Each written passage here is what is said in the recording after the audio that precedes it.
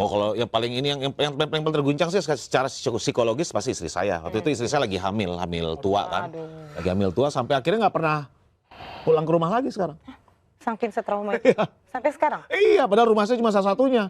Cuma itu doang, akhirnya ya terpaksa ke tempat lain dulu sampai melahirkan. Tuh, kalau saya sih ya nggak ada masalah ya, kalau hidup mati itu di tangan Tuhan ya. Betul. Bahkan saya keluar dari studio ini mati tabrak mobil bisa aja, cuma memungkinkan gitu kan. Kita pengen segala sesuatu program yang dibuat atau kebijakan yang dibikin oleh pemerintah itu benar-benar berdampak untuk rakyatnya. Bukan segelintir orang, bukan sekelompok orang. Masa kalau kita menyampaikan kritik itu salah, terus kita dilempar molotov, kita diintimidasi atau diteror dengan makam, jangan dong seperti ini. Tapi kalau misalkan kita ngomongin teror nih, kalau dalam ilmu terorisme kan kadang ketika kita menyasar ke target utama itu bukan yang dilemparnya, tapi target sekitarnya. Menebar ketakutan buat target-target sekitarnya, kayak keluarga, tetangga, dan orang-orang terdekat. Kalau diri tetangga sama orang-orang terdekat Mas Doni sendiri, responnya gimana? Oh, kalau yang paling ini yang paling terguncang sih secara psikologis pasti istri saya. Waktu itu istri saya lagi hamil tua kan. Lagi hamil tua sampai akhirnya nggak pernah pulang ke rumah lagi sekarang. Saking setrauma itu. Sampai sekarang? Iya, padahal rumah saya cuma satu-satunya. Cuma itu doang, akhirnya ya terpaksa ke tempat lain dulu sampai melahirkan. Ya ampun, iya sih. Gitu, gara-gara itu. Kalau saya sih ya nggak ada masalah ya, kalau hidup mati itu di tangan Tuhan ya. Betul. Bahkan saya keluar dari studio ini mati tabrak mobil bisa aja, cuma memungkinkan gitu kan.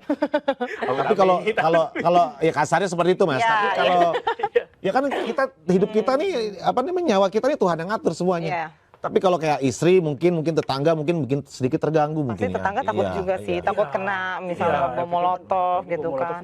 Cukup bakaran juga gitu. Iya, betul. Tapi ngomongin soal teror, ini ngingetin kita sama yang baru-baru ini terjadi nih. Penyiraman air keras. Penyiraman air keras Andri Yunus yang baru aja ya kita bisa bilang ya terungkap beberapa pelakunya walaupun ada perbedaan katanya. Nah, menurut Mas Doni apakah harga sebuah kritis itu semahal itu sampai harus ya kita kan jadi trauma juga nih. Kalau pandangan saya ya sebagai pegiat media sosial, ya pertama saya mengutuk keras juga ya, bukan hanya saya mengutuk keras, publik semua mengutuk keras terhadap kejadian tersebut ya. Bahkan Presiden sendiri, Presiden Prabowo mengatakan ini tindakan terorisme. Mohon diralat nih kalau saya salah ya kan, kurang lebih seperti itu. Cuma dalam dalam kita menyampaikan pendapat, kalau cuma soal kita berbicara tentang kita mengkritisi undang-undang atau mengkritisi apapun terkait kebijakan pemerintah, kita dilempar kayak gini, janganlah. Kita ini kan sesama anak bangsa. Kita ini kan rakyat Indonesia yang sama gitu loh. Kita juga bayar pajak, kenapa sih kita harus diginiin gitu kan. Kita kan berkritik ini juga, kita juga sebenarnya nggak mau kritik Mbak. Nggak mau kita kritik, saya juga maunya joget-joget, dapat endorsement skincare segala macam. Nggak mau, jujur aja. Tapi kan kalau bukan kita siapa lagi? Kita bukan membenci pemerintah, kita tidak membenci Indonesia. Justru kita karena cinta Indonesia, kita ingin pajak kita digunakan dengan baik. Bermanfaat untuk rakyat, bermanfaat untuk orang susah. Itu loh yang kita pengen segala sesuatu program yang dibuat atau kebijakan yang dibikin oleh pemerintah itu benar-benar berdampak untuk rakyatnya. Bukan segelintir orang, bukan sekelompok orang, tapi untuk seluruh rakyat Indonesia. Masa kalau kita menyampaikan kritik itu salah, terus kita dilempar molotov, kita diintimidasi atau diteror dengan makam, jangan dong seperti ini. Karena kalau misalnya kita mengacu ke Undang-Undang Dasar juga, kita kan oleh undang-undang kita juga kedaulatan tertinggi ya. Betul. Bosnya itu kita. Itu juga diatur dalam undang-undang. Tapi nyatanya pola-pola kayak gini kan terulang terus ya. Dari dulu, dari zamannya siapa? Almarhum Munir. Terus siapa yang Novel Baswedan, Tama dan lain sebagainya. Ya saya berharap kepada siapapun oknum yang melakukan ini, janganlah kayak seperti kita ini yang jadi korban gitu. Jangan seperti Andri Yunus yang jadi korban gitu kan. Karena yang pada akhirnya kan siapa yang membuat rusak negara ini? Kan elit-elit semua. Kenapa nggak elit-elit aja yang kalian lempar molotov gitu? soal lempar-lempar molotov atau teror nih Mas. Kan pasti banyak juga nih orang-orang yang mau kritis, punya keresahan sendiri gitu. Ya, gimana sih batasnya yang Mas Doni pelajari? Harus dibatasi biar aman nyawa lu. Gitu. Aman nyawa. Saya ngomong pun sebenarnya nggak aman juga dilempar molotov kan nggak aman juga. Tapi yang baiknya kalau menurut saya ketika kita mengkritisi, yang kita kritisi adalah kebijakan. Jangan individu. Jangan pribadi. Jangan personal dulu ya. Kalau saya sih nggak pernah, saya berani yakin saya nggak pernah. Kalau institusi gitu masih Boleh. Boleh ya? Ya kan institusi yang mengeluarkan kebijakan. Cuma dengan KUHP yang baru itu, jadi institusi bisa melaporkan. Nah, itu masalahnya. Kalau institusi tersinggung bisa melaporkan gitu kan. Tapi ya, Satu lawan banyak. iya waktu di berbagai kesempatan begitu KUHP yang terbaru berlaku itu kan saya bilang ya udah bilang aja kementerian. Misalnya kita mengkritisi Kementerian ISDM terkait BBM atau gimana gitu kan. Ya ini Kementerian ISDM negara Wakanda atau negara bisa mungkin bisa kalau kita pengen bicara keamanan atau biar agar nggak kena KUHP yang baru ya kan, mitigasinya pakai seperti itu. Tapi kalau mau ngomong belak-belakan ya nggak apa-apa. Kalau memang kebijakannya tidak sangat merugikan rakyat ya kita harus kritisi. Saya rasa semua sekarang udah kritis. Rakyat Indonesia sangat kritis. Siapapun bahkan anak kecil pun sudah sangat kritis. Iya, ada banyak. Yang jadi pembeda kan mana yang mau bersuara, mana yang enggak. Betul. Nah ini ngomong-ngomong anak kecil nih, kita jadi teringat dengan ada aturan baru kan yang soal anak kecil dilarang di bawah 16 tahun dilarang sosial media dinonaktifkan. Kalau di Judoni sendiri melihatnya seperti apa nih? Nggak bisa, bagaimanapun. Sebagai pegiat sosmed. Ya itu. Tidak bisa. Mereka juga punya hak untuk melihat. Sebenarnya gini, ketika anak-anak kecil ini kan mereka punya circle atau mereka punya teman yang seumuran sama gitu kan.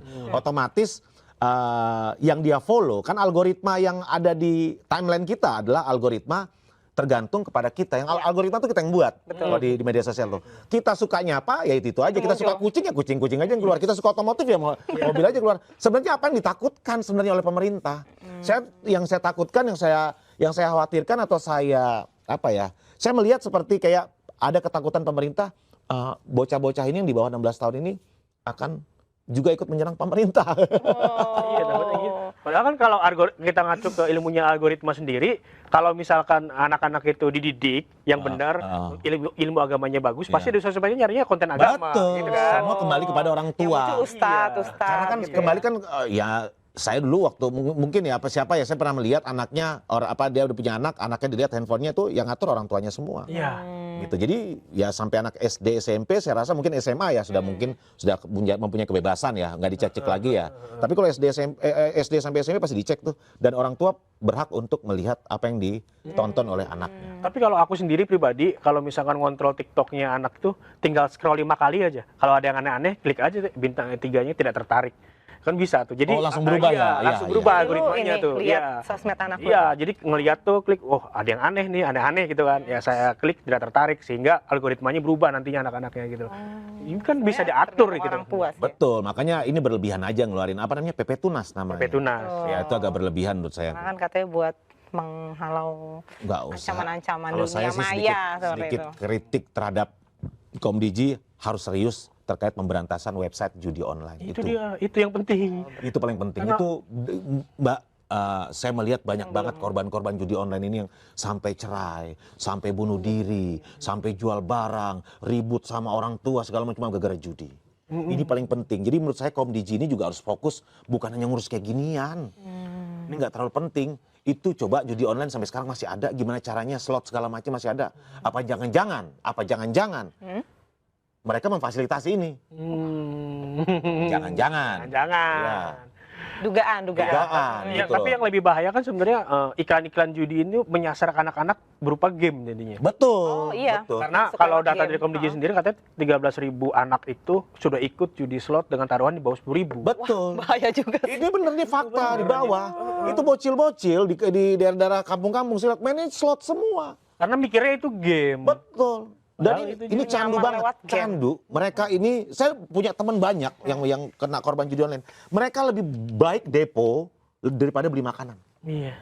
Depo tuh deposit. Deposit. Nah, jadi deposit 100.000. Iya.